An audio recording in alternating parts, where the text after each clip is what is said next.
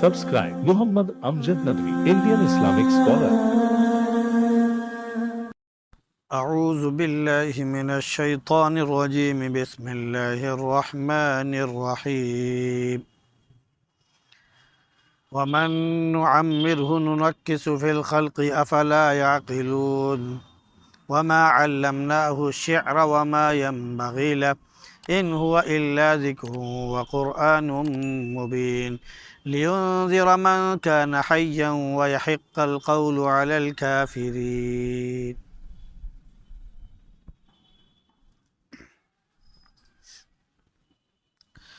ومن نعمر ننکس، اور جس کو ہم بوڑھا کریں اس کو اس کی پیدائش میں اوندھا کر دیتے ہیں، تو کیا ان کے سمجھ میں نہیں آتا ہے؟ ہم نے آپ کو نہ شعر سکھایا ہے اور نہ ہی یہ آپ کو یعنی نبی کریم صلی اللہ علیہ وسلم کو زیب دیتا ہے۔ یہ تو ایک نصیحت ہے اور واضح قرآن ہے تاکہ آپ ان لوگوں کو ڈرائیں جو زندہ ہیں، اور کافروں پر بات بالکل برحق ثابت ہو چکی ہے۔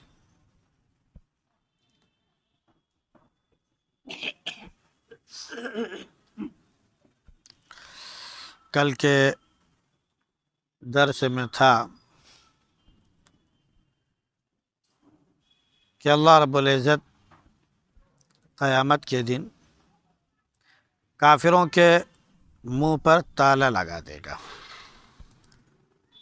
ان کے منہ سی دے گا، مہر لگا دے گا۔ اب وہ زبان سے تو کچھ بول نہیں پائیں گے، اور جب گواہی کی بات آئے گی تو جہاں ان کے تمام چیزیں گواہی دیں گی، یعنی ان کے اعمال نامے گواہی دیں گے، فرشتے گواہی دیں گے، زمین گواہی دے گی، لیکن ہر ایک کے انکار کے بعد اللہ رب العزت اس انسان اور کافر کے ایک ایک چیز سے گواہی دلوائے گا، اس کے ایک ایک انگ اور ایک ایک عضو سے گواہی دلوائے گا۔ یہاں پر ہاتھ اور پیر کی گواہی کا ذکر ہے، اور دوسری جگہ پر آنکھ، کان اور کھالوں کی گواہی کا ذکر ہے۔ پھر اللہ نے فرمایا کہ اگر ہم چاہتے تو ان کو اندھا کر دیتے، بس وہ ایک ہی راستے پر پھر چل پڑتے، اور ان کو راستہ پھر کہاں سجھائی پڑے گا۔ لیکن اللہ کا معاملہ یہ ہے کہ اس نے ایسا نہیں کیا، سوچنے سمجھنے کا موقع دیا، عقل دی، شعور دیا، نگاہ دی، تاکہ انسان اس کے ذریعے سمجھے اور اللہ کا شکر ادا کرے۔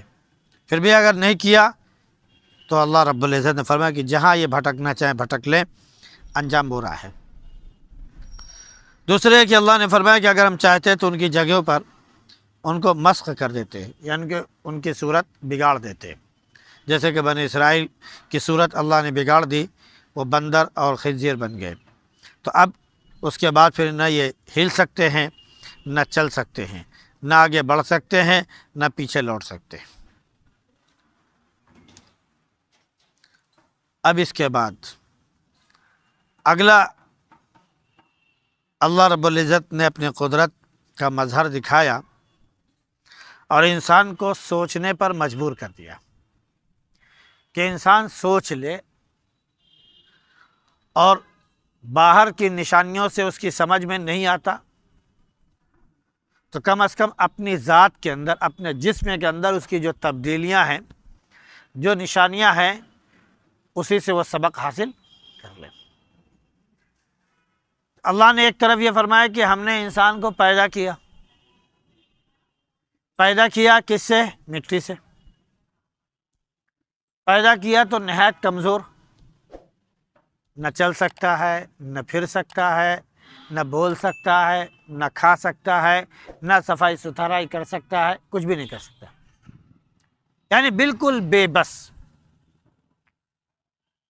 پھر اللہ رب العزت نے اس کو طاقت دی، وہ دن بدن طاقتور ہوتا گیا، پھر ایک وقت آتا ہے کہ وہ بہت طاقتور ہوتا ہے، لیکن جب وہ اپنے عروج پر طاقت کے پہنچ چکا ہوتا ہے تو اس کے بعد اللہ رب العزت پھر اس کے اندر تبدیلی دوسری شروع کرتے ہیں۔ اب وہ جس کمزوری سے چلا تھا اسی کمزوری کی طرف اب بڑھنے لگتا ہے، اب دھیرے دھیرے اس کے سارے اعضاء، سارے قوا اس کے جواب دینے لگتے ہیں۔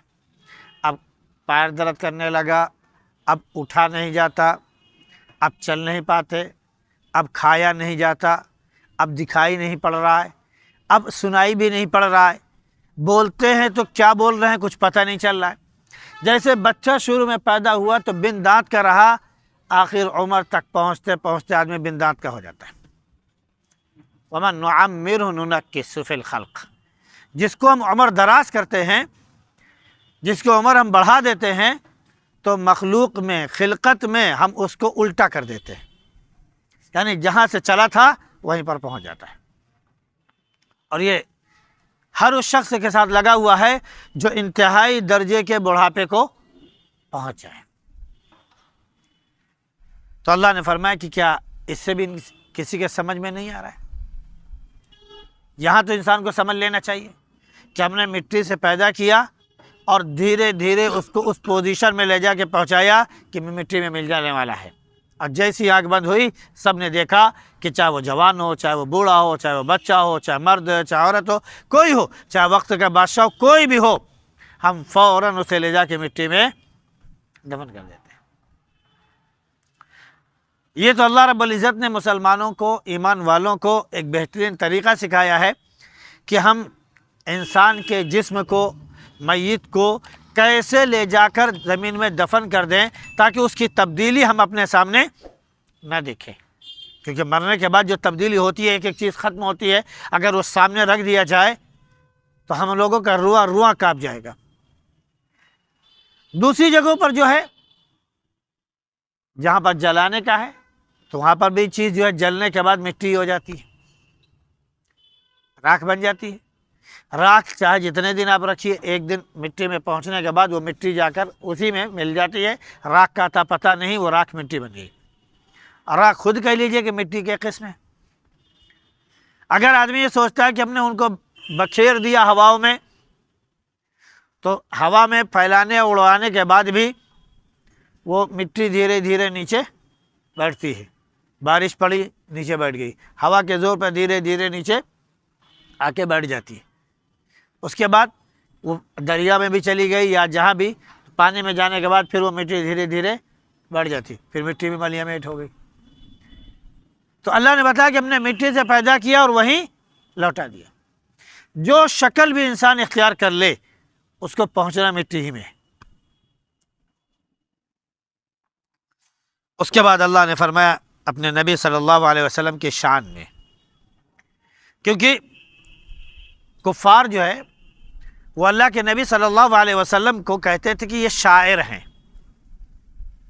یہ جا کر کہیں پر کلام بناتے ہیں اکیلے میں، پھر لا کر ہمارے سامنے کلام پیش کرتے ہیں اور کہتے ہیں کہ یہ دیکھو یہ قرآن ہے، اللہ کی طرف سے کتاب دی گئی ہے اور اس پر تم لوگ عمل کرو۔ تو ان کو کوئی کتاب نہیں دی گئی، یہ اکیلے میں جا کر جو ہے یہ شعر و شاعری کرتے ہیں اور اچھے اشعار لکھ کے لا کے ہمارے سامنے پیش کر دیتے ہیں۔ تو ان کے شعر کا جواب ہم شعر سے دیں گے۔ تو مقابلہ بھی ہوا، اچھے اچھے شاعروں کو انہوں نے، جو اس وقت کے بہترین شاعر تھے، یعنی اپنے دور کے سب سے اچھا شاعر، اس کو کپڑا لتا، کھانا پینا، اس کے گھر کی تمام ضروریات، اس کے بچوں کی ضروریات، ساری چیزیں پوری کرنے کے بعد کہا کہ محمد جو کلام پیش کرتے ہیں جیسا کلام پیش کرو، جاؤ تمہیں کو جو چاہیے ہم تم کو دینے کے لیے تیار ہیں۔ اس وقت بھی لوگ اس طرح پیش کرتے تھے، اور آج کی مشنریاں بھی، چاہے وہ عیسائی ہوں چاہے یہودی ہوں، ان کا بھی یہی کام ہے۔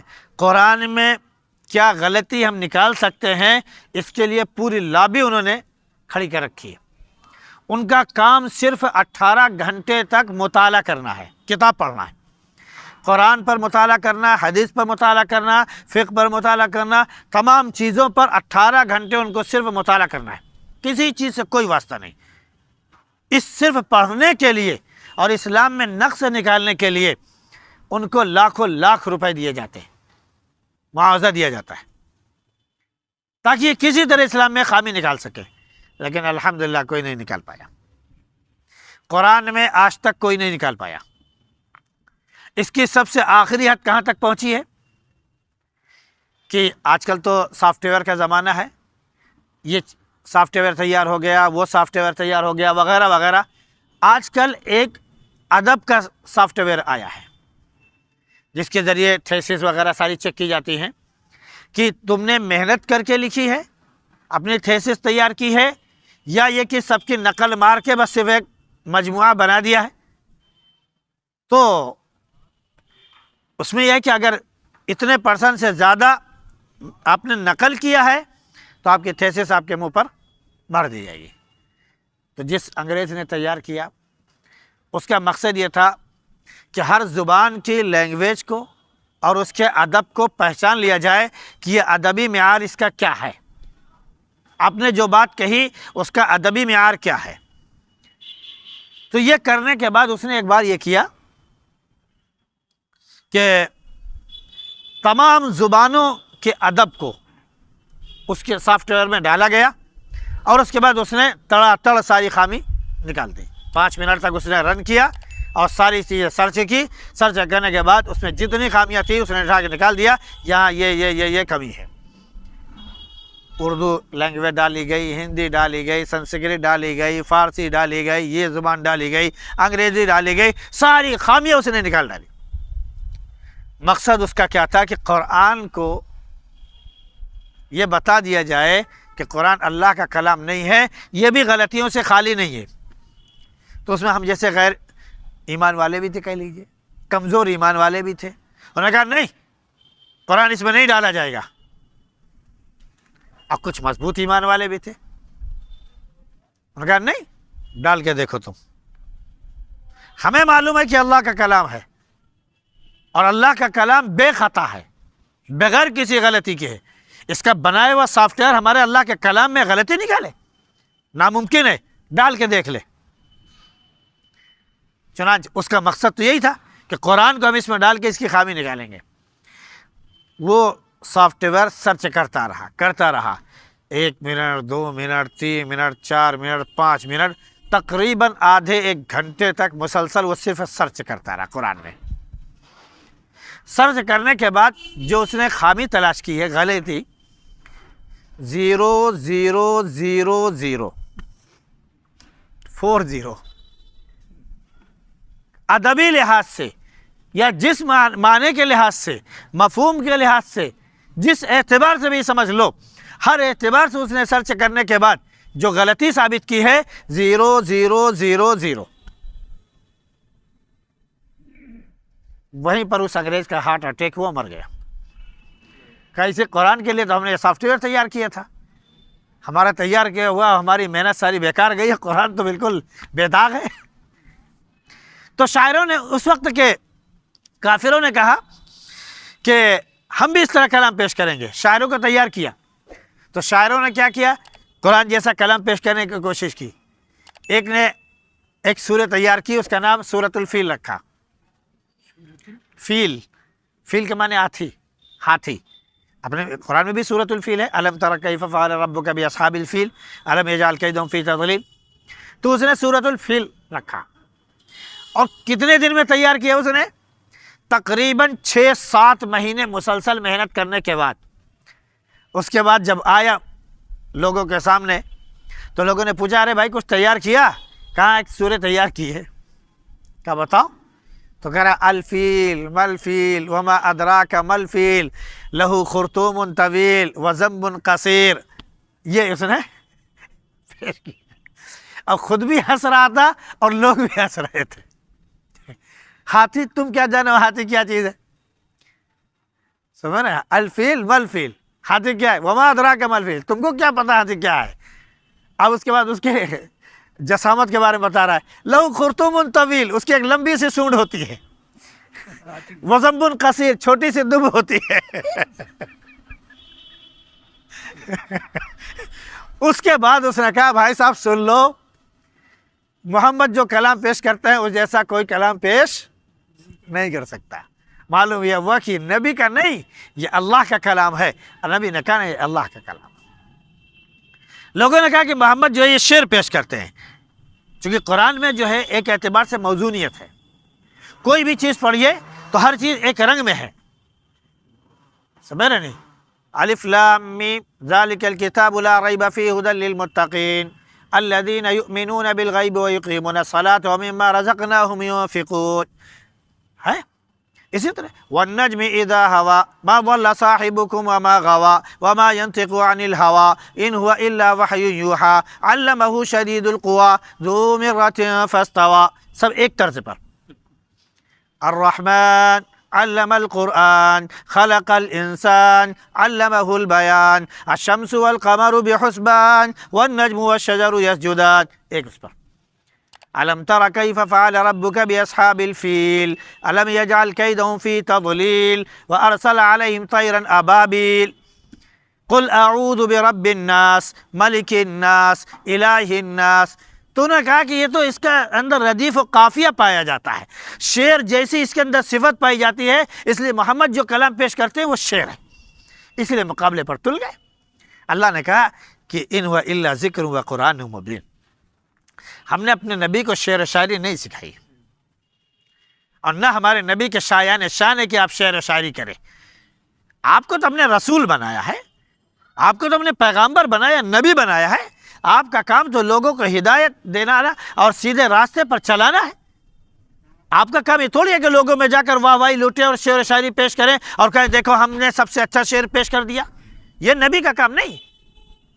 نبی کریم صلی اللہ علیہ وسلم کبھی کبھی ایسے جملے کہا کرتے تھے جو لگتا تھا بالکل شعر ہے، جیسے کہ ایک موقع پر جب کافروں نے آپ کا انکار کیا تو آپ نے کہا کہ انا النبی لا کذب انا ابن عبد المطلب، میں نبی ہوں، اس میں کوئی جھوٹ نہیں، میں عبد المطلب کا بیٹا ہوں،